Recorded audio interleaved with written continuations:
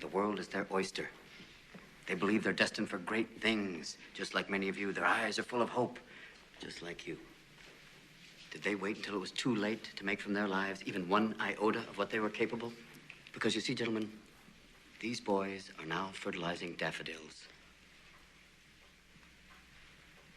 But if you listen real close, you can hear them whisper their legacy to you.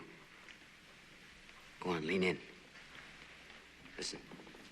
You hear it?